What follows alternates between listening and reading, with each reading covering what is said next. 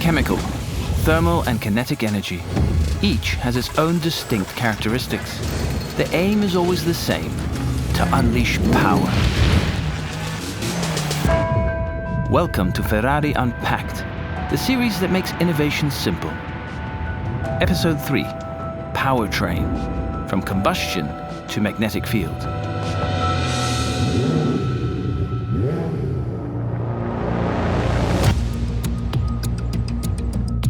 There's a famous line from Enzo Ferrari that's a powerful reminder not to rest on your laurels, but to keep evolving without the weight of nostalgia. Per me, la vittoria più importante è quella che devo ancora conseguire. In this episode, we'll explore how this drive for innovation is expressed in what we might consider the very heart of a car, where its power is unleashed. The powertrain. In episode 1, we saw how the position of the engine and gearbox affects the center of gravity of a car and, as a result, the driving dynamics. But the type of powertrain also directly influences the dynamics of the vehicle, giving the car a different character. Let's start with the naturally aspirated engine, where the legend of Ferrari began. It operates in 4 strokes. 1. According to Boyle's law, as the volume increases, the pressure decreases. When the piston moves down, the volume available inside the cylinder increases. With the pressure in the cylinder now lower, the higher atmospheric pressure pushes the air-fuel mixture into the cylinder through the open intake valves. 2. The valves close and the piston rises, compressing the mixture into a very small volume. The pressure and the temperature increase. 3. A spark triggers combustion. The gases expand and push the piston down. 4. The piston moves up under inertia and discharges the combustion gases through the exhaust valves. The piston's linear motion is converted into rotary motion by the crank and connecting rod on the crankshaft. The crankshaft then sends that drive through the transmission and half shafts to the wheels.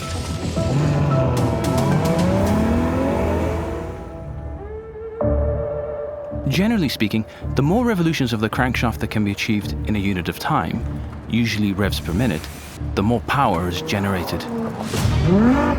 But in reality, things aren't so simple. During the power and exhaust strokes, the piston's motion produces sharp, impulsive forces that can stress the engine structure. To minimize and balance these jolts, the aim is to spread a full rotation of the crankshaft across several power strokes. In practice, this is done by adding more cylinders, but it also means balancing the forces generated during the power stroke and compressing the longitudinal dimensions of the powertrain. The solution is to arrange the cylinders in 2 separate rows, or banks, set at a certain angle to each other. That angle depends on the total number of cylinders. And both banks connect to the crankshaft, which ideally sits at the center of the V. The most iconic Ferrari naturally aspirated engine is the V12, installed on the very first Ferrari, the Ferrari 125S. It has 12 cylinders, which divide the crankshaft cycle into several phases. This helps the engine reach higher maximum speed without overstressing the structure, the crankcase, or the cylinder blocks. The Ferrari 12 cilindri, for example, has a 9,500 RPM rev limit, delivering a power output of 830 horsepower. That means that its crankshaft rotates 360 degrees 9,500 times in 1 minute. Let's move on to the second type of powertrain, the turbocharged engine. What are its distinctive features? In a naturally aspirated engine, the exhaust gases are discharged into the atmosphere after the power and exhaust strokes. However, they still retain a lot of energy in the form of heat and pressure. In a turbocharged engine, on the other hand, a turbine is fitted in the exhaust stream. As the gases expand through the turbine blades, they transfer energy to them as kinetic energy. A small shaft transfers this motion to the compressor wheel, which draws in outside air and increases the pressure before feeding it into the engine, so that the more air-fuel mixture can be burned. But as the intake pressure rises, the ideal gas law tells us that the temperature goes up too. That's not great, because the hotter the intake air, the lower the combustion efficiency. The solution is a heat exchanger, the intercooler. By lowering the air temperature, we increase its density and recover power. Because the denser the air is, the more oxygen molecules it contains, so we can burn more fuel and produce more intense combustion. It is precisely this increase in the pressure of the air fed into the engine that allows the turbocharger to deliver more power even with the same engine displacement. In its early days, the turbocharged engine was difficult to manage because of turbo lag. This is a delay in the power delivery, followed by a sudden surge. This happened because at low engine speeds, the exhaust gases don't have enough energy to drive the turbine quickly. As a result, the engine struggles to rev up and deliver increasing power. Then suddenly, once the exhaust gases reach a certain energy level, the turbocharger starts working at full capacity, and the engine suddenly delivers much higher power. It is therefore not surprising that it was only used in Formula One and motorsport, the world from which the 1984 GTO originated. Designed to compete in Group B rallying, it was based on the Ferrari 308, but with a revised architecture and engine. It was equipped with a twin-turbo V8 engine, and at least 272 units were approved for road use, a prerequisite for competing in that category. But in 1986, Group B was banned and Ferrari found itself with a fantastic racing car in its hands, which became the first supercar of the modern Ferrari era. But before fitting turbochargers to its standard sports cars, Ferrari chose to introduce a series of technical upgrades to strike a balance that virtually eliminated the lag, thanks above all to electronic control, made possible by subsequent technological advances. The final and most recent innovation in this type of powertrain is the F80 turbocharger, which brings a solution developed in Formula One to the road, the E-turbo, a small electric motor between the two turbines that helps them rotate when the exhaust gases don't have enough pressure. Zero turbo lag, maximum torque, and power right from the start. From a performance perspective, however, it was the combination of turbocharger and electric engine that was truly groundbreaking. Combustion and electrical systems work together perfectly. The electric engine delivers maximum power as soon as the system starts up.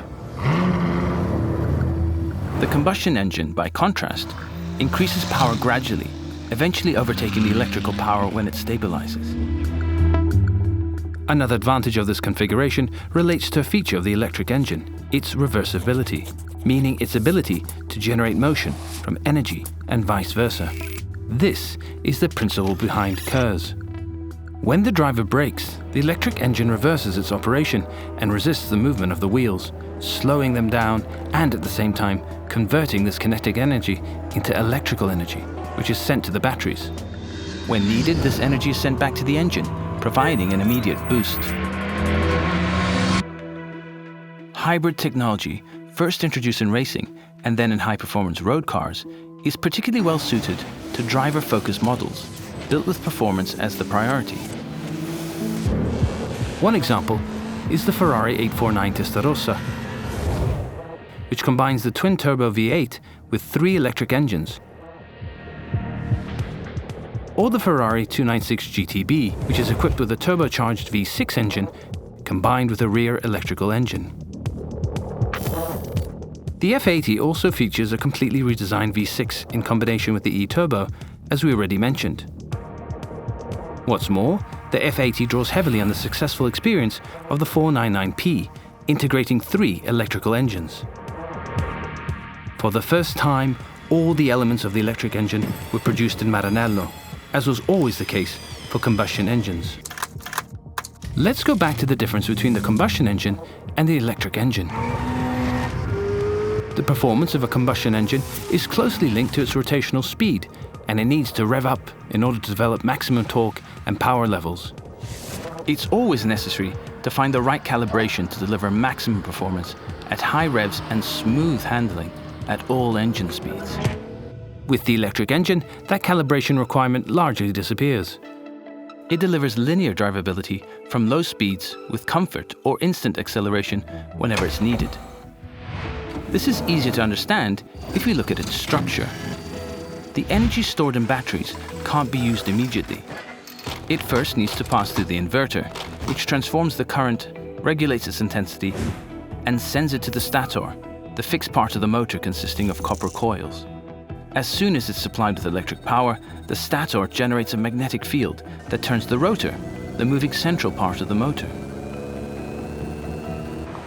This rotation is immediately transmitted to the wheels.